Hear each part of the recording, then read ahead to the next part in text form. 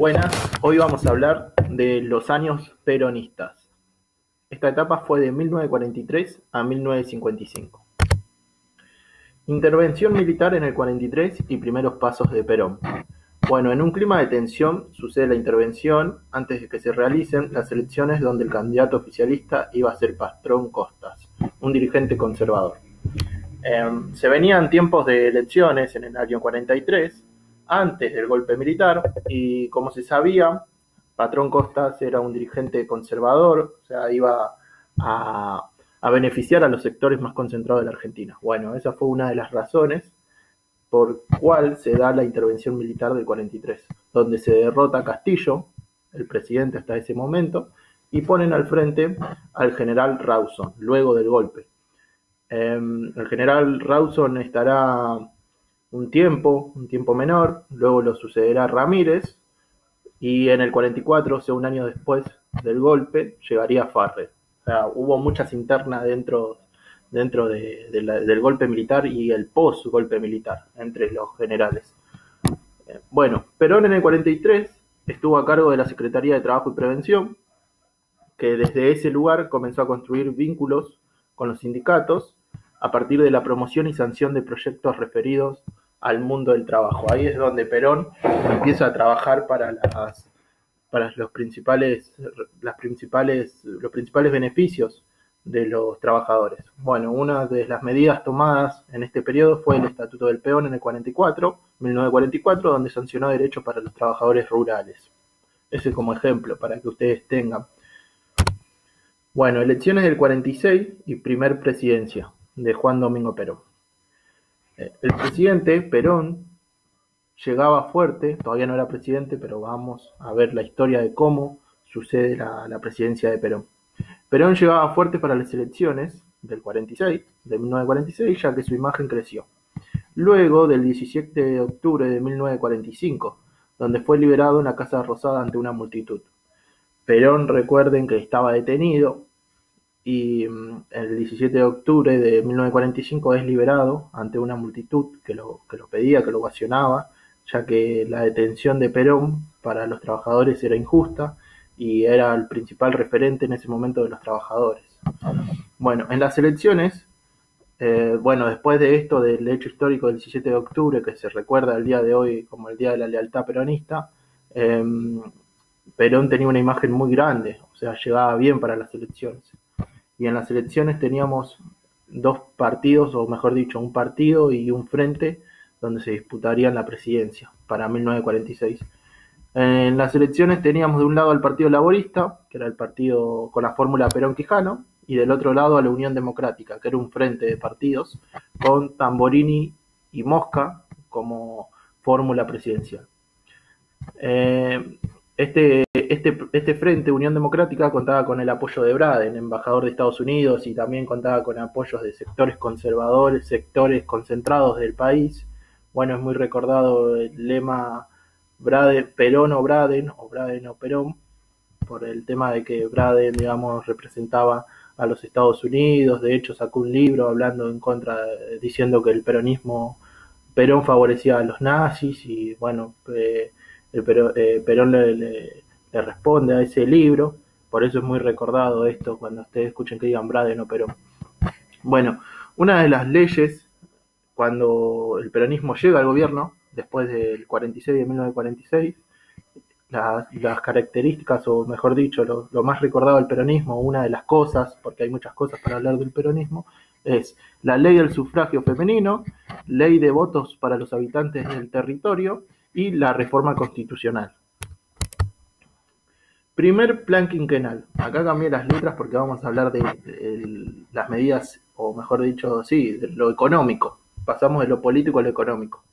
Bueno, cambio las letras. Cuando hablamos de lo político tengo letras rojas, y cuando hablamos de lo económico letras azules.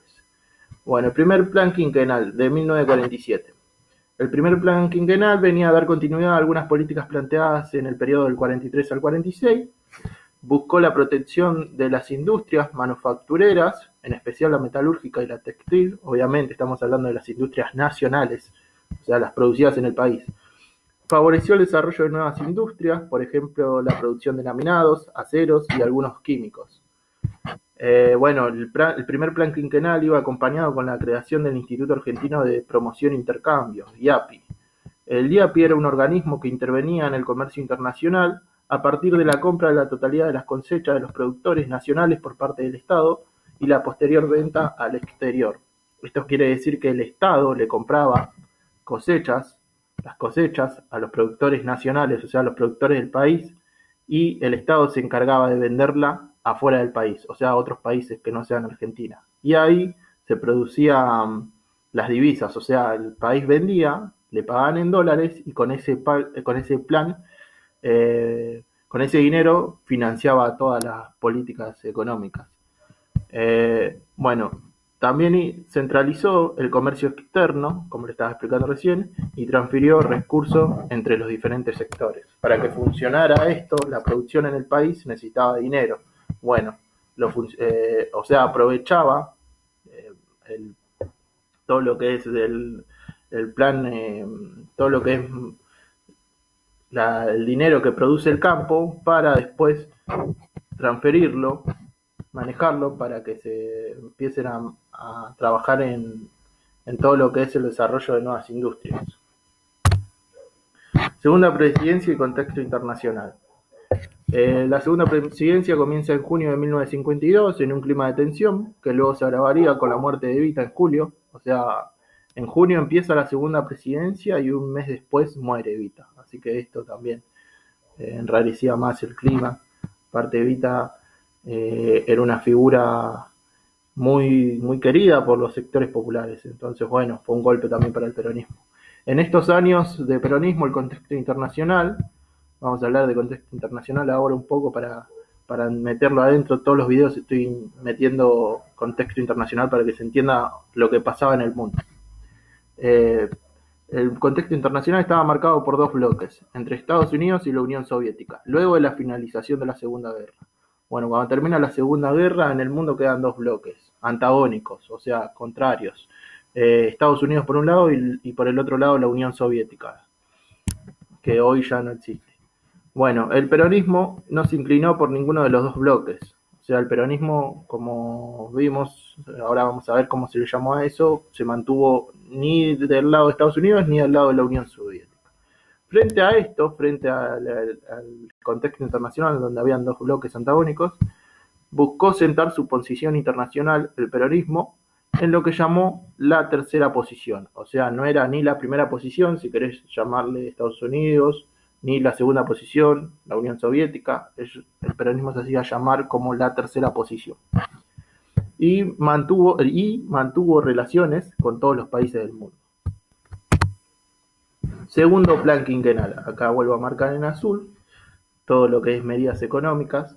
El segundo plan quinquenal comienza en 1952 y este plan apuntó a promover el desarrollo de la industria pesada, la siderurgia, la maquinaria y la petroquímica principalmente. O sea, este segundo plan era para desarrollar la industria pesada y en el primer plan se desarrolló más la industria liviana.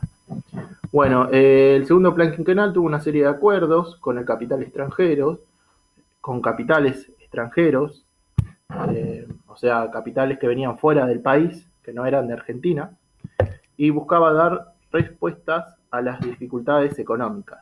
En ese momento se tenía que dar respuesta porque había un contexto de sequía en el país, o sea, el país venía muy bien económicamente, pero de a poco iba cayendo, entonces necesitaba respuestas. Bueno, con el plan quinquenal se intentó eso en 1952 y buscaba mayores inversiones, más que nada en la industria pesada, como dijimos, para cumplir el objetivo del autoabastecimiento. O sea, el objetivo era autoabastecerse, tener una producción que sirva para autoabastecer al país, que llegue a autoabastecer el país. Bueno, acá terminamos luego de esto en 1952, en el 1955 lo derrocan a Perón, o sea, no llega a terminar su mandato, que va de 1952 a 1955, el segundo mandato, no llega a terminarlo. Y acá terminaría el video de los años peronistas, las principales características para que ustedes los tengan en cuenta a la hora de estudiar sobre este tema. Bueno, muy bien, nos vemos en el próximo video, espero que les haya gustado. Hasta luego.